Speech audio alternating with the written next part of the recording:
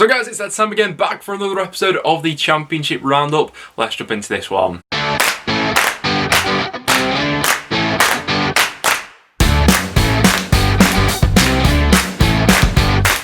Guys, welcome back to another video on the channel. As always, loads of talking points to go over. This video is going to be split into two parts as well. The first half of the video, we're going to be going over all this weekend's action, and then the second half of the video, I'm going to be giving you guys my midweek championship score predictions, so make sure to get them in the comments down below and get yourself onto the prediction league. Before we do jump into anything though, I must give a big shout out to our sponsors over at OneFootball. If you've not already, make sure to go and check it out. There's never been a better time, as we're now in the middle of this January transfer window, and we've got quite a few big rumours to go over in this week's transfer rumour roundup video. But if you want to get live updates to your phone whenever a goal goes in, read up on some of the more detailed stats of players at your club and players who you're currently being linked to, OneFootball is the place to stay on top of everything. And before we do jump into anything, we must check out the prediction league. So a big shout out goes to Jack Bullymore, who is currently sat first in the new prediction league with a massive game week, picking up 15 points, and that does set him out as the clear front runner at this point in time. But obviously it is very close and congested in there at the moment. The League One prediction league is currently looking like this, with Tom Haggith currently leading the way. He's on 10 points at the moment, and we're also now going to be introducing a League Two prediction league as well, so more of you guys can see where you're currently placed in the table. And I do come up on this one. I'm sat 8th in League Two at the moment, so I've got a bit of work to be building my way back up there, but not a bad start from me. 8 points. I managed to get 2 of my predictions spot on, so big shout out goes to you guys that can see yourselves on the prediction league. All you need to do to enter is leave your score predictions in the comments down below and make sure to get them in for the midweek games. But without any further ado, let's go over the weekend's action. So let's start out with the early kickoff on Saturday that saw Birmingham beating Middlesbrough by 1-0. Now, the vast majority of Birmingham's points so far this season have come away from home, and it was another impressive performance on the road, this one. Lovely work goal, you have to say, and Birmingham do have some of these really good technical players who can make all the difference in and around the box. I mean, the Ivan Sanchez involvement in this goal was absolutely fantastic. He waits for Maxime Collin to make the overlapping run, tees him off well, and then gets the ball back into Scott Hogan, who started off the move. Really well worked goal there from Birmingham, and those sorts of qualities is what we need to see of them more going forward this season. But in terms of Middlesbrough, probably one of their most lacklustre performances so far this season. They never really seem to get going. It's probably as poor as they've been so far this season. I mean, there was the other game where Borough got beat 3-0 by Preston, but even then they carried a bit more of a goal threat about them in that game. This one, there were chances that were quite few and far between. I mean, I actually thought that John Terrell had handballed it on the line when I saw the initial replay, but other replays showed that that wasn't the case. They very nearly bundled that one over the line. And then the second half, Birmingham were pretty comfortable. I mean, they sat back on their lead, but they did it quite well. You know, Borough had a couple of openings here and there, but nothing too major. For Birmingham especially, that result was much needed. It's just a question of improving their home record now, because on the road they've been pretty decent, like I say. Blackburn up against Stoke, probably not one of the most thrilling games going on this weekend, and actually looked fairly similar to their previous meeting a couple of weeks ago. The first half, there wasn't all too much goal-mouth action in it, but Blackburn seemingly struggled to deal with Stoke's physicality in and around the box and their set pieces that they were putting in. Nick Powell getting on the score sheet. He loves a goal against Blackburn, doesn't he? But previously to that, Blackburn had that offside goal scored by Adam Armstrong. Looked like a very tight call from the replays, but looked like he was actually onside, so a bit of misfortune there. And then for the second half, a lot of it seemed to be Blackburn piling under pressure moving forward. Obviously that was the case in the previous fixture where Stoke were able to hold out, but this time around Blackburn did get back into the game with another assist for Harvey Elliott as well. I think when the red card comes for Stoke as well, that's then just happy with the point from that point onwards, happy to sit in and defend. Obviously Adam Armstrong about to race through on goal, Chester takes him down and rightly so, is sent off. Each side's on a fairly frustrating run at this point in time. Stoke are obviously drawing quite a few games at the moment, and Blackburn's form's been very up and down throughout this season, not quite scoring as many goals as they were at the start of the season. They've started to dry up a little bit in those attacking areas. I am interested to see if Mowbray can get them back up to that level that they seem to be at the start of the season. Next up we then go to Bournemouth up against Luton. Bournemouth losing a bit of ground on the top two after Swansea won again. They've only won 1 of their last 5 now. A major point of this game was the Jefferson Lerner red card, and obviously the momentum really shifted on this one and allowed Luton to be as progressive as they were in their second half. Now, there is a bit of a debate to be had around this one. In real time, it does look a little bit like he cracks him with the elbow, but when you watch it slowed down, that doesn't appear to be the case. And there are a couple of factors that do go into this one. There's Luke Berry, who sort of puts him off balance in sort of a Harry Kane way. By the way, he sort of leans into Jefferson Lerner as he's in the air. Obviously, that's been a big debate going around the Premier League lately.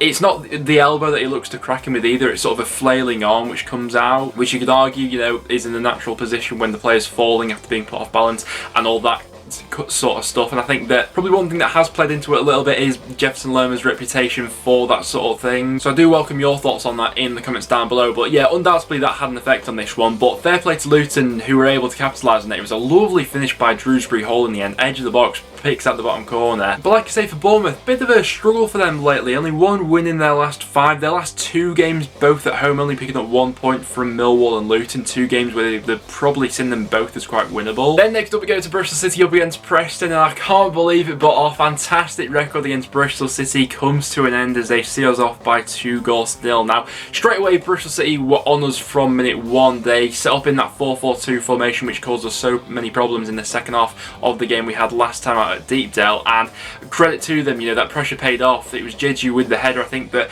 we're going to really struggle in those situations unless we bring in another central defender, you know, without Bauer's presence in the box for defending those sort of areas. You know, Jeju's able to get a free header, and that shouldn't be the case. For the first sort of 20-25 minutes of this game, Bristol City were completely all over us.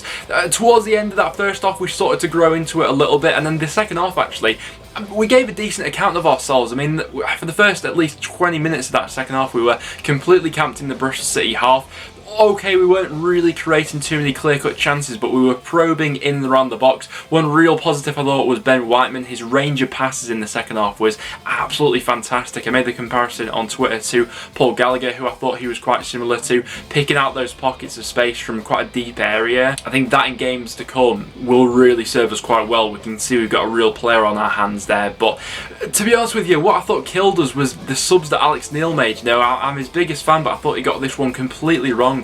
Choosing to bring on Ched Evans and Brad Potts when he did, both wrong calls in my opinion. Neither of them added anything to the game and really lacked that sort of quality on the ball when those 2 players were introduced, and obviously Bristol City then apply a bit more pressure going forward. The Viner goal was an interesting one. I don't think he's meant it, but it's a wonderful finish. He sort of just shanks across the ball with his left foot and it ends up curling its way past Iverson, but great finish nonetheless. I'm just not sure if he meant it, but yeah, great 3 points for Bristol City there. I think over the whole course of the game they were much more threatening in the round the box. You know, Preston had some decent passages of play, but we barely test Bentley in this one. After that, we had Norwich continuing their impressive run of form. They now go 8 points clear of Bournemouth in 3rd place as they saw off Cardiff by 2-1. And the damage was very much done in the opening 20 minutes of this one. The first goal, quite disappointing from Cardiff's point of view, to be caught out by a set piece. Corner well taken. Vrancic gets the flick on. I think it's Nelson who's dragged towards the ball, and Hanley in the end has a free header to bundle it over the line. The second goal, though, this is like peak Fark ball, like lovely build-up play from the back, moving transitionally through midfield. The ball in from Kenny McLean as Jordan Hugill is an absolutely fantastic pick out, and Hugill himself is a little bit unlucky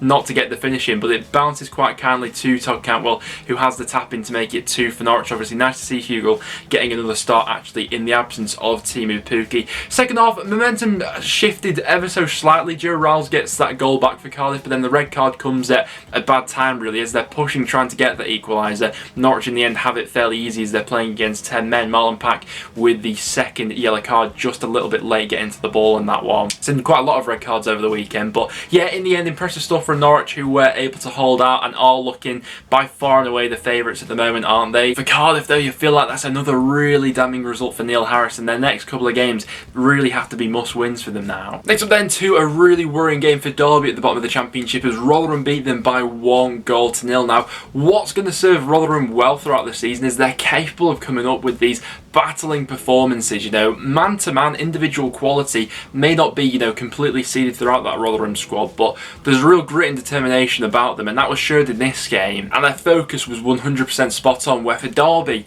you can't really say the same. You know, there's been elements of their performances when Rooney was in charge that have really picked up under him. But in this game, it was just like they were back to square one, really. Confidence looks low. Obviously, there's loads of, you know, mitigating factors that are happening off the pitch as well. And that can't be be helpful, but Rotherham just looked so much more focused and that they knew their game plan going into this game. Obviously, the goal in the end coming late on where Rotherham were really applying the pressure. Barlaser goes really close with that free kick, but then from the second phase of play, it's Lindsay who eventually gets the goal scrambled in over the line. Obviously, the worrying thing for Derby as well, more teams start to pick up points and claw their way away from them. You know, we saw Forest and Birmingham winning this weekend. Rotherham have got 2 games in hand on this Derby squad now. But Derby really don't have any time to sort of feel sorry for themselves. The Championship's relentless at the moment and they just need to go again midweek, which is looking like a really tough game against Bournemouth. Next up we then go to the City Ground as Forest saw off Millwall by 3-1, a big result in their unbeaten run. And one of my sort of criticisms, I suppose, of Forest during this unbeaten run has been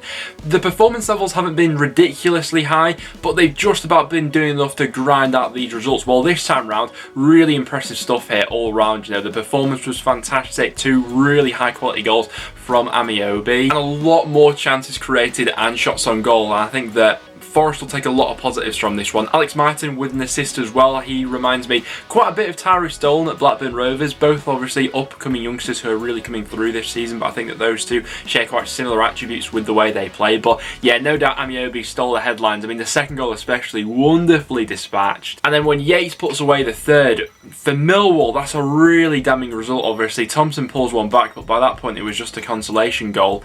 I thought that Millwall had started to ever so slightly turn a corner. You know, they obviously won the game in the cup, and then that performance against Bournemouth, they look to be getting back up to their best. But this result takes them right back down to reality. Forest by far and away the better side in this one, and that leaves Forest just 1 point behind Millwall now in the league. And then next up we had Watford beating Huddersfield by 2-0. Watford controlled the tempo for the majority of the first half, but couldn't quite conjure up any major opportunities. But I mean, the first goal was sort of gifted to them early on into the second half, wasn't it? It was a bit of a bizarre one. We've seen Huddersfield have a couple of blunders so far this season in terms of trying to play the ball out from the back, but this one itself was a little bit unique, really. It was a back pass to the goalkeeper, Schofield, who didn't really react to how close Tom Cleverley was in actually closing down the ball. Cleverley nips in ahead of him and manages to tuck it away, so obviously, I mean, he's a fairly young goalkeeper, isn't he? He's going to learn from that sort of thing. Huddersfield have recently sold Ben Hamer, so obviously they put all their trust in Schofield for the rest of the season, and then soon after that,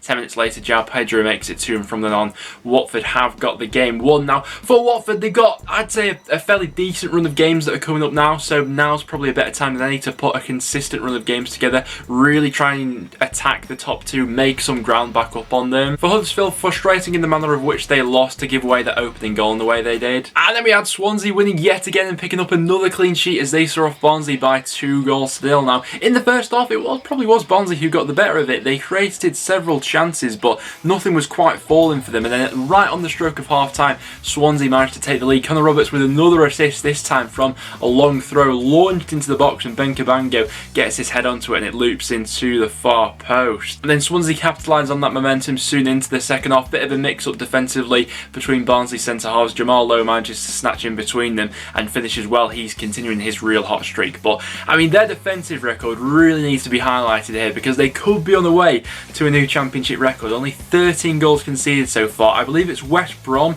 who currently hold the record for the fewest amounts of goals conceded in a season in the 01/2 season. They conceded 29 that season. Michael Preston then sits second in that table at the moment. We conceded 30 in the 05/6 season. I mean, Steve Cooper deserves an immense amount of credit for how he's got this Swansea side playing at the moment. You know, Jamal Lowe's been a breath of fresh air for them going forward. With his goals, you'd probably say now that they're becoming less reliant on AU going forward as well, which can only be a positive. And I mean, the defensive record at this point in time speaks for itself. The only thing that could sort of throw them off a little bit is Brentford, who have those 2 games in hand on them. Obviously, if they win those 2 games, will go above Swansea in the league. But they found themselves in a brilliant position 24 games into this season. Swansea fans must be buzzing. Well, guys, there we have it. There were all the matches that did go on this weekend. So do get all your thoughts in the comments down below as to what you made of everything. In terms of my result of the weekend, I think Luton beating Bournemouth's a massive result. Big shout goes to Rotherham beating Derby as well. I think in their season that could turn out to be a pivotal point. In terms of my goal of the weekend, I'm going to give it to Semi Amiobi for that fantastic second goal he scored against Millwall. Lovely left foot. So like I say, do get all your thoughts on that in the comments down below. Now without any further ado though, let's jump into my midweek score predictions. So do get your score predictions in the comments down below to get yourself onto the prediction league. Starting out with Derby up against Bournemouth. Now, Derby currently boasts the worst home record in the Championship. It was another quite damning defeat over the weekend like we just spoken about. But Bournemouth aren't exactly in the greatest of moments at this point in time. I am going to back them though to get back to winning ways. I'm going to go 2-0 Bournemouth in that game. The Derby confidence just seems to be at rock bottom at the moment. Reading up against Coventry. Pretty tough game to call. I don't anticipate there'll be all too much in this one. Obviously, neither side was in action over the weekend. I'm just going to edge towards Reading in that one. I'm going to go 1-0 to the home side. Blackburn up against Swansea. We'll see if that Blackburn forward three can get through this Swansea defence, which has been almost impenetrable so far this season. I think for Swansea's consistency though, I'm edging them. I'm going to go 2-0 to the away side. Rotherham up against Stoke. I don't think there'll be all too much in this game. Stoke have been drawing a lot of matches recently. Rotherham gave a really good account of themselves beating Derby. I'm going to go for a 1-1 draw in that game. And then as our last of the Tuesday games, we've got Watford going up against Barnsley. Barnsley obviously been a really good side so far this season, but up against some of the top 6 sides, they've come a little bit unstuck with some of the qualities that those sides have had going forward. And I feel like Watford could potentially start to go on a bit of a run, so I'm just going to edge Watford. Going to go 2-1 Watford in that game. Into Wednesday's games, we then got Norwich going up against Bristol City. Bristol City's major flaw so far this season has been gaining a bit of consistency really, so we'll see if they can build off the back of that impressive win over North End. But Norwich are just on a complete roll at the moment, and I think the safe bet is to be backing them. I'm going to go 2-1 Norwich. Brentford back in action. They're up against Luton, who picked up a fantastic result on the road over the weekend against Bournemouth, but this Brentford unbeaten run I think may extend another game week. I'm going to go 2-0 Brentford. The rest might have served them quite well on that one.